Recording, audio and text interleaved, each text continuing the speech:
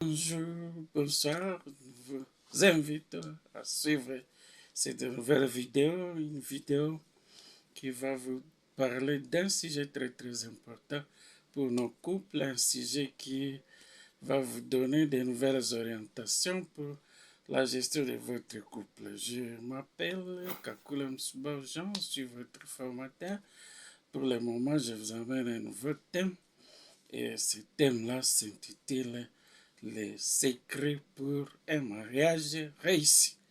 Les secrets pour un mariage réussi, c'est un thème que nous allons vous développer ce soir, un thème très très important et aujourd'hui nous allons vous parler des 10 secrets qui peuvent vous permettre de bien gérer votre couple et de vous donner de nouvelles stratégies pour que votre couple soit moderne, pour que votre couple soit parmi les couples qu'on peut imiter, les couples qui reflètent vraiment l'image de Dieu, un couple qui reflète l'image d'un couple chrétien.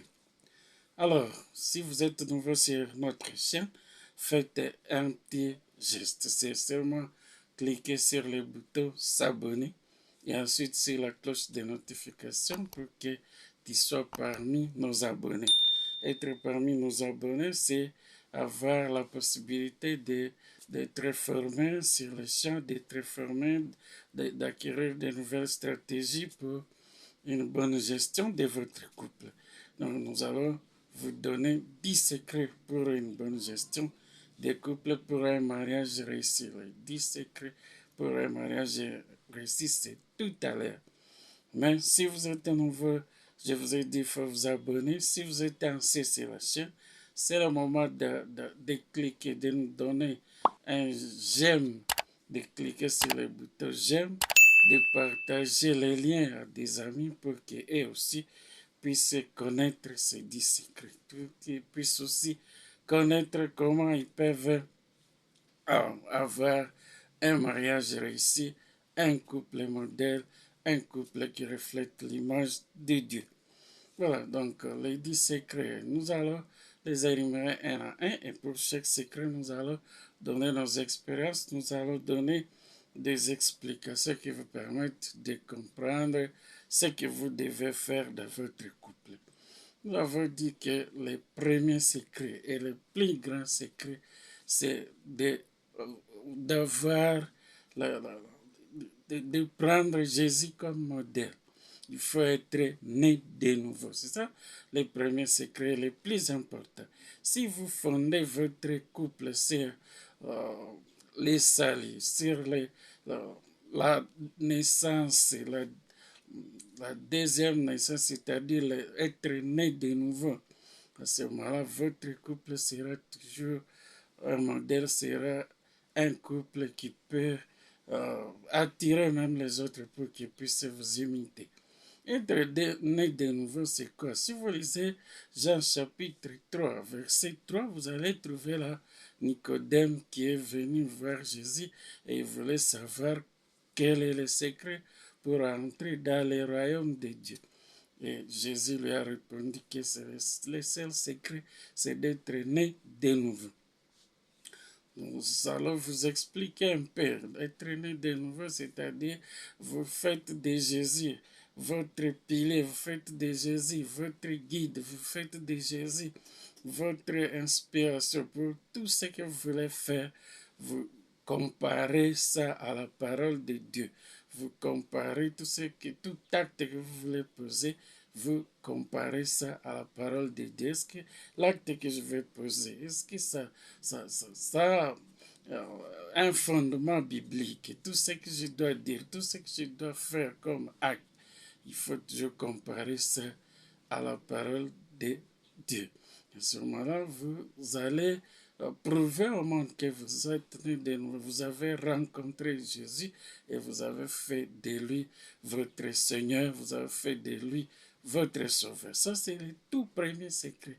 Si vous fondez votre foi sur autre chose, vous allez vous retrouver en dehors de la réalité et un jour vous allez vous retrouver dans des disputes, dans les divorces. Donc, ça, c'est le premier secret sur lequel j'insiste. Et si vous commencez votre couple par ces principes, par ces secrets, alors vous serez modèle, vous serez un couple qui va réussir.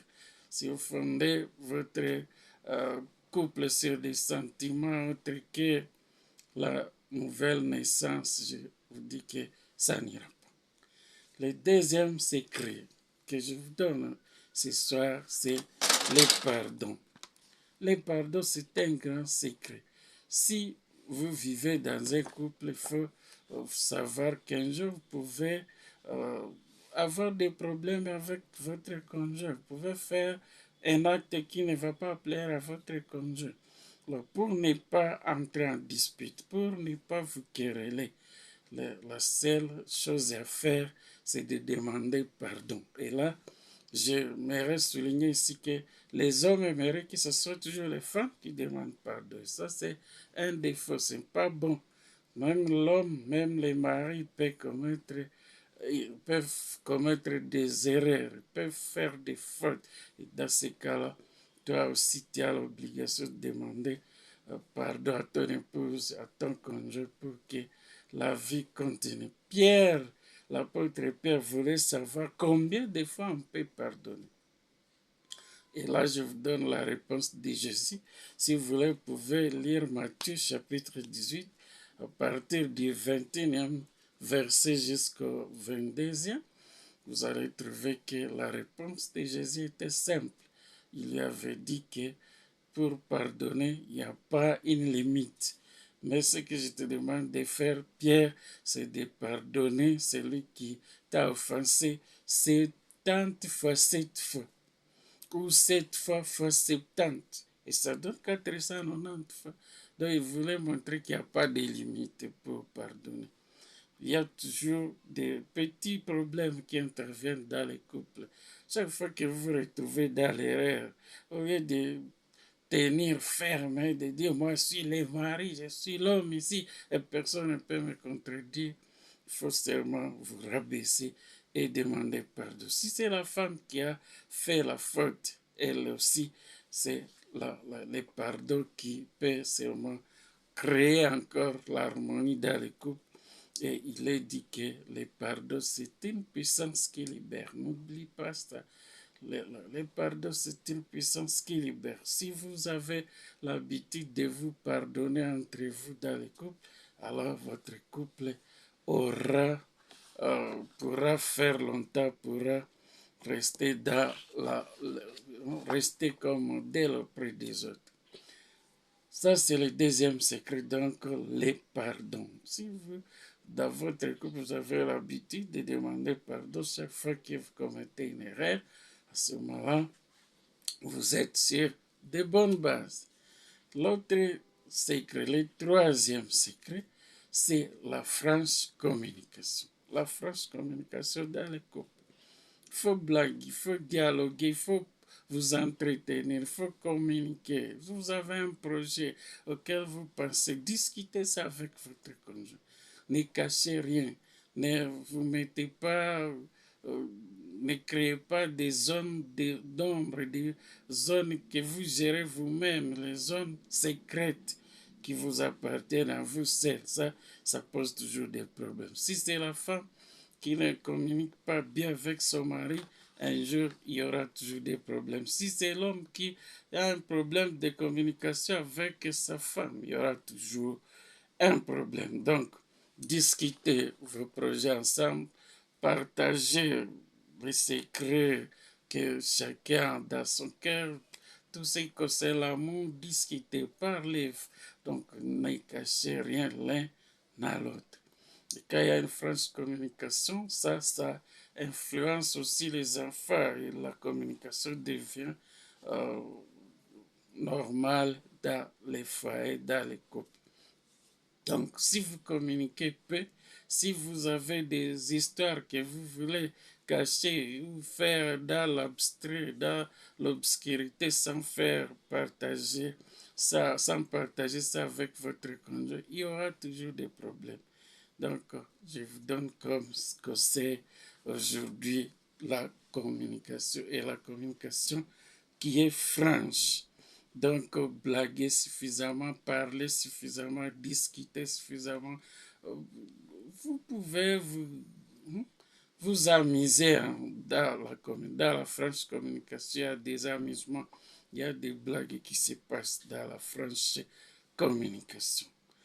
La quatrième stratégie ou le quatrième secret pour qu'un mariage puisse réussir, c'est un secret que je te donne comme quatrième secret, c'est l'écoute attentive. Ne coupez la parole à votre conjoint, ne coupez pas la parole à votre conjoint. Si elle veut s'exprimer, si il veut s'exprimer, laissez-lui parler. Laissez-lui exprimer ses idées du début à la fin. Quand vous écoutez attentivement ce que l'autre dit, c'est à ce moment-là que vous pouvez soit corriger, c'est à ce moment-là soit que vous pouvez orienter. Donc, quand vous voulez à chaque fois couper la parole à votre conjoint, quand vous voulez à chaque fois couper la parole pendant que le conjoint est en train de parler, vous aurez toujours des problèmes. Il faut une écoute attentive. Vous écoutez d'abord avant de réagir. Vous écoutez d'abord avant de contredire. Et à ce moment-là, si vous appliquez cette quatrième stratégie ou ce quatrième secret qui est l'écoute attentive, alors votre conjoint se retrouvera dans un bel environnement où il aimerait vivre. Donc, écoute attentive signifie également ne pas couper la parole au conjoint. Ça signifie que vous faites attention, vous prêtez l'oreille à tout ce que votre conjoint veut vous parler. Il faut toujours écouter avant de réagir, écouter avant de donner votre point de vue. Ça, c'est le quatrième principe ou alors le quatrième secret comme nous voulons vous transmettre aujourd'hui 10 secrets qui peuvent permettre de réussir votre mariage. J'ai de l'expérience ici, je vous parle, moi, c'est que le 11 août de cette année, je vais totaliser 34 ans de mariage avec mon épouse Kavira Tsonga de Restine. Là, c'est pas de la blague. Pendant ces 34 ans, nous avons utilisé tous ces principes dont je suis en train de vous communiquer aujourd'hui. Alors, le cinquième secret qui n'est pas le moindre, et c'est ça qui est même à la base de beaucoup de problèmes, le cinquième secret, c'est de faire l'amour. Il y a des femmes qui ont l'habitude de punir leur mari à l'air privé de leur corps.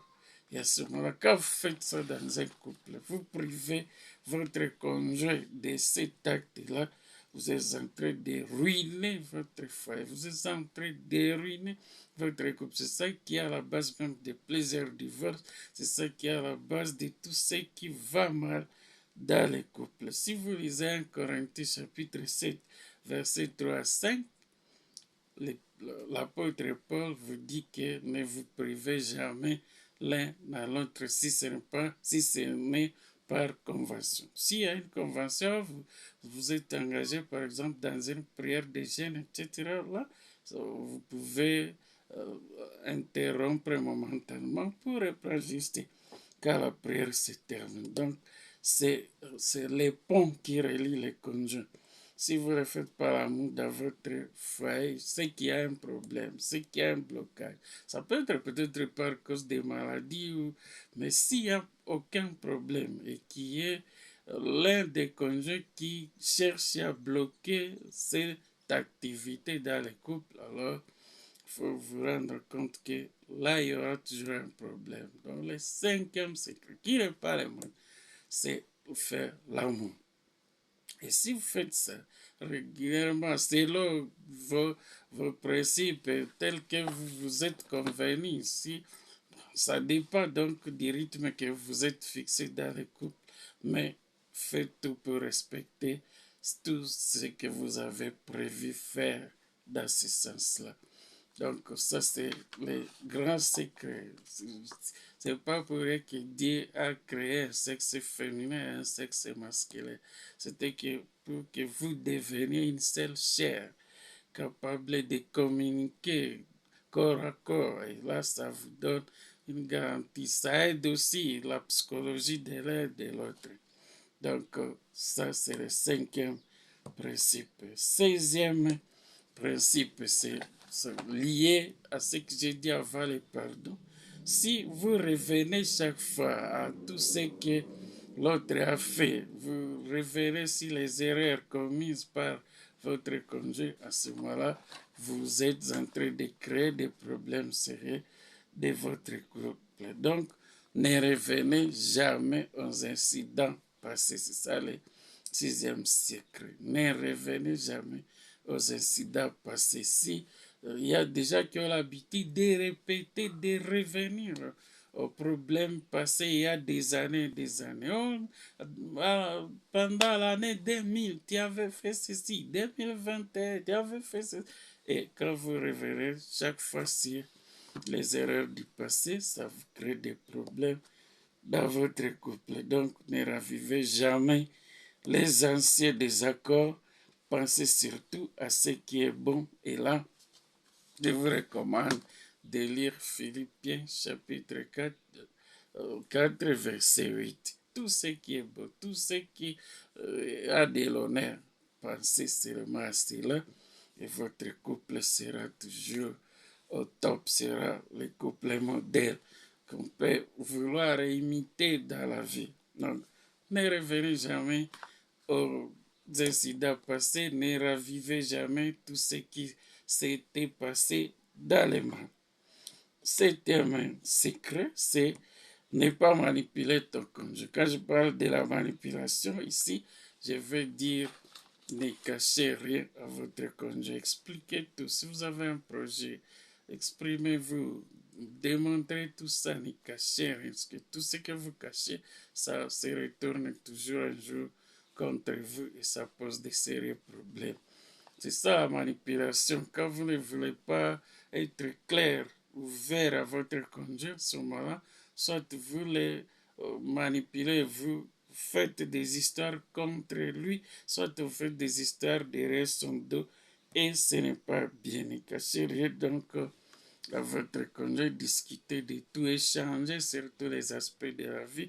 Si c'est pour conseiller les enfants, discuter tout ça, tous les éléments pour un cas de mariage dans votre famille, pour un cas de deuil, discuter tous les aspects de la vie à ce moment-là.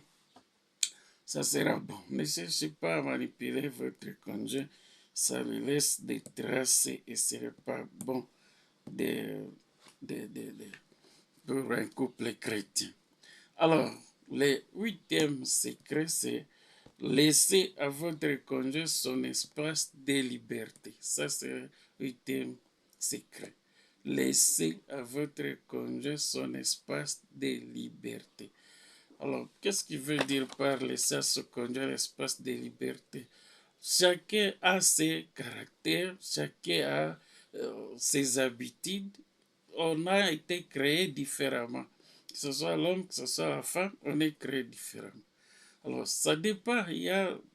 Quand on est créé différemment, il y a aussi des éléments qu'on aime différemment. Ne cherchez pas à imposer votre opinion. Ne cherchez pas à imposer vos idées à l'autre. Il faut lui laisser l'espace de liberté, laisser lui faire ce qu'il peut faire. Il y en a qui contrôlent les petits détails auprès de leur conjoint. Si c'est de l'argent qu'il t'a donné pour la ration, tu veux connaître si elle a acheté un bonbon, pourquoi tout ça. Et là, laissez l'espace de liberté.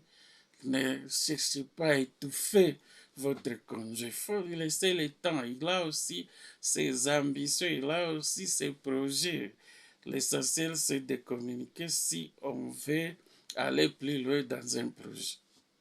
Mais laisser l'espace libre. Il a aussi des éléments où il aimerait être libre. Si elle veut s'acheter, c'est pas un panier, elle veut s'acheter un soulier.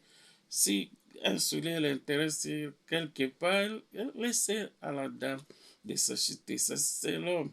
Il y aura toujours des moments où l'un ou l'autre a besoin de faire quelque chose dans sa propre liberté, dans sa toute liberté. À ce moment-là, il faut laisser au conjoint l'espace de liberté. Donc, laissez à votre conjoint son espace de liberté, ça lui permettra de s'épanouir et d'aller plus loin. Alors, le neuvième secret, c'est la confiance mutuelle. Quand je parle de la confiance ici, j'aimerais souligner un aspect important. Si vous êtes une femme et que vous êtes très jalouse de votre mari, à tout moment tu veux le contrôler, à tout moment tu veux savoir ce qu'il fait là où il est.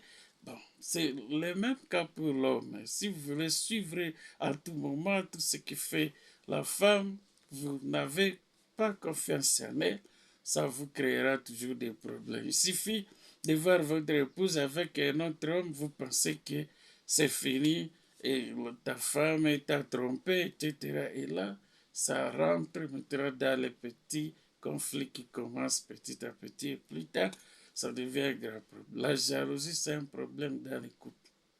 Il y a des couples qui se sont détruits seulement à cause de la jalousie, par manque de confiance. Par exemple, moi, je travaille jusqu'à tard dans la nuit, souvent, je peux rentrer à 19h, à 20h. Mais en 15 jours, mon épouse ne m'a jamais soupçonné que comme il rentre tard, donc, non. Il faut avoir confiance l'un à l'autre. Et avoir confiance, il faut aussi que chacun se respecte dans ce qu'il doit faire. Donc, dans cette confiance-là, évitez quand même de tromper l'autre. Si il y a confiance, quand même, n'abusez pas de cette confiance pour aller faire des bêtises. C'est pourquoi je vous recommande d'avoir la confiance mutuelle. Parce que si la confiance n'est pas là, c'est que c'est la jalousie qui prend la place et après, ça pose des sérieux problèmes. Voilà, donc ne faites pas la police auprès de votre conjoint parce que c'est une personne qui a aussi ses besoins. Donc, le manque de confiance crée la jalousie et la jalousie se termine toujours par les divorces. Nous sommes presque vers la fin. Avant de vous donner le 10e secret, cher ami, si tu es nouveau sur la chaîne, c'est le moment de cliquer sur le bouton s'abonner et ensuite sur la cloche de notification pour que YouTube puisse t'alerter chaque fois que je publie une nouvelle vidéo. Si tu es ancien sur la chaîne, aime la vidéo, partage les liens. Même les nouveaux, n'oubliez pas d'aimer la vidéo. Il y a un bouton j'aime.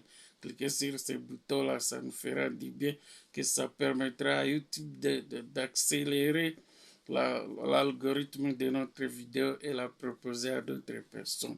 Cliquez sur le bouton j'aime, partagez les liens, informez tes amis qu'il y a une nouvelle leçon que nous met en ligne. Il faudra donc aider les autres. Donc, aimez la vidéo, partagez les liens et donnez aux autres l'occasion de suivre ces enseignements. Donc, moi, je suis là pour vous enseigner, pour aller avec vous pas à pas jusqu'à ce que vous soyez à l'aise dans votre couple, que votre mariage soit une réussite. Quand je parle du mariage, je parle aussi aux jeunes qui seront bientôt mariés. C'est que tout le monde a cette ambition-là de devenir père, de devenir mère. Et là, donc je m'adresse à tout le monde. Et si vous entrez dans les couples tout en ayant de tels enseignements, alors ça vous donne la garantie de réussir dans votre couple. Voilà, je vais vous donner le dernier secret qui est le 10e. Et ici, le 10e secret parle du respect des rôles. Le respect des rôles dans un couple prévient beaucoup de problèmes. Quels sont les rôles dont je parle ici? La Bible nous dit que la femme doit obéir à son homme. La Bible dit que l'homme doit aimer sa femme. Et si chacun respecte son rôle, il y aura toujours une harmonie dans le couple. C'est quand l'un veut passer dans la ligne que l'autre occupe et c'est là qu'il y a collision et souvent ce sont des étincelles qui sortent et c'est les conflits qui commencent. Donc, chacun doit respecter son rôle. Quand on dit l'homme aimez votre femme, c'est-à-dire aimer dans tous les sens, tu dois prouver à ta femme que tu l'aimes réellement, c'est-à-dire tu l'acceptes telle qu'elle est, avec ses faiblesses, avec ses forces. Si la femme doit obéir à l'homme, il doit obéir dans tous les sens. Donc, tout ce que l'homme aimerait vous demander de faire pour lui, si c'est dans les normes bibliques, faites ça. Il y a des scandales que j'observe parfois. L'homme demande à la femme de lui donner seulement l'eau à boire.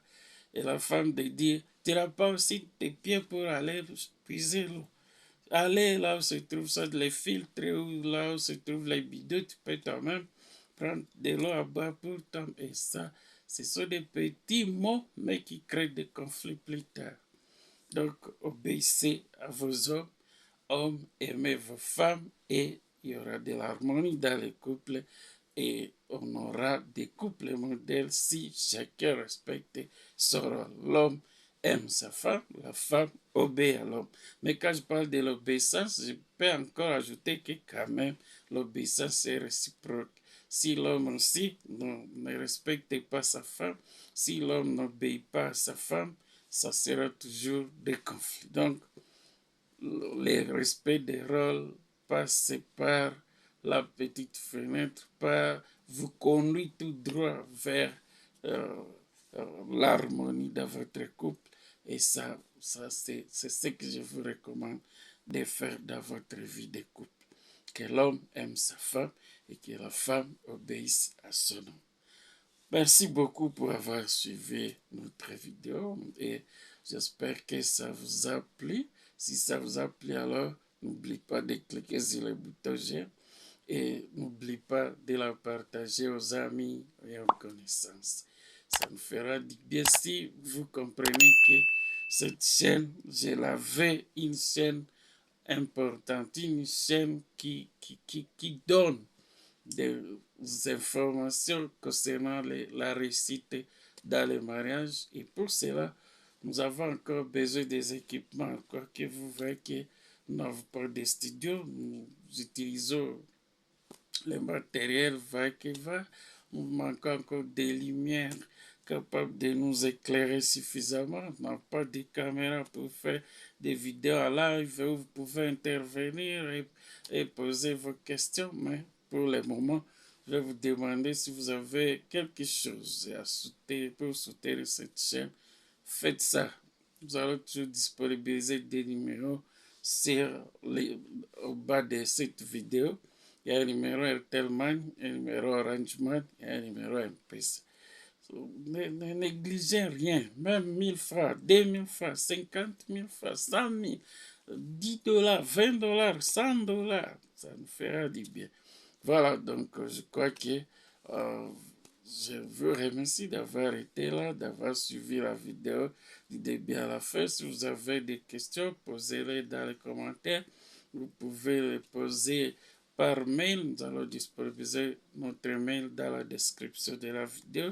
Vous pouvez nous écrire et nous allons répondre à des conflits qui commencent à naître dans votre couple. C'est le moment de poser vos questions. Chers amis, merci beaucoup d'avoir été là. Je te dis que nous sommes là pour des enseignements et nous ferons tout pour que vous soyez outillés et que si Christ gère tous les couples qui suivent nos vidéos, ce sera pour nous une occasion même d'évangéliser, d'aider un grand nombre à connaître Jésus et de faire de lui leur Seigneur et Sauveur. Merci beaucoup et à bientôt pour une prochaine vidéo, pour une nouvelle leçon.